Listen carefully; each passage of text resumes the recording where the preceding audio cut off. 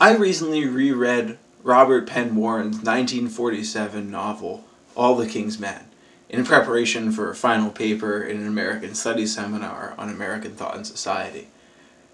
Now, the subject of this speech may seem boring and dull to many of you in the audience, my assorted friends and colleagues, but I assure you that to me this is very special, for this will be the last paper that I write on fiction in college, and I aim to write it on a book that was once my favorite book of all time, and now, after reading many great books in college, is still one of my favorite books of all time.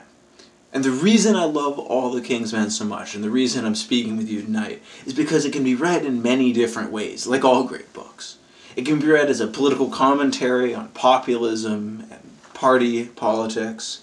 It can be read as a moral allegory for self-realization, and it can be read as a rumination on the sublime nature of the everyday human experience.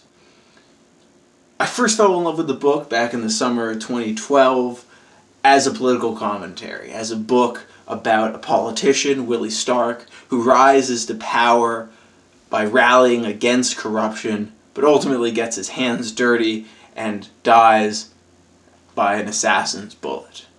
And this parallels the historical story of Huey Long, who was also a populist politician who was eventually killed before he could reach the culmination of his political career.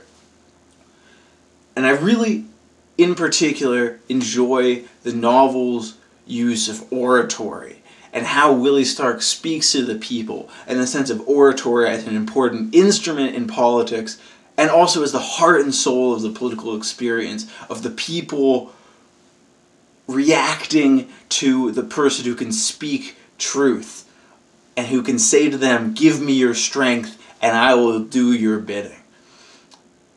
But, and critics after the book was published, and it won the Pulitzer Prize in 1947, initially viewed it mainly as a political commentary. But eventually, and in my latest reading of the book, they began to see it more as a moral allegory for self-realization.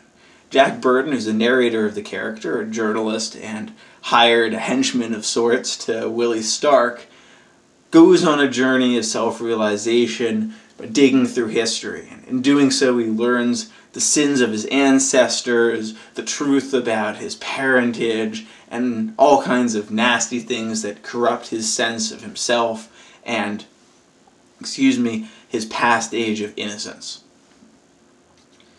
And I really appreciate how Robert Penn Warren teaches this lesson that in order to move forward and be at peace with yourself and find a workable future, you have to confront the past, not flee from it, to experience it and reconcile yourself with it, to be able to move forward free from crippling sin.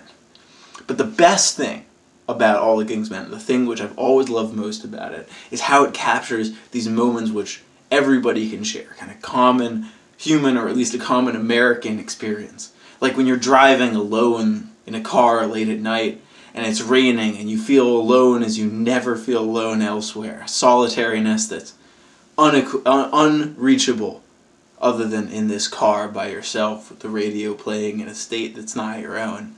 Or else my favorite image, being on a train and seeing a woman emerge from a house as you pass by and thinking, I could live that life.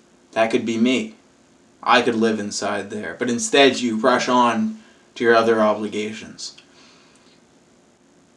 And as I said, one of the things that's the best about All the King's Men is that it can be read in many different ways. And like all great books, as one grows up and experiences more, sees more of life, one sees more in the novel, becomes more of a reflection of the world as we know it.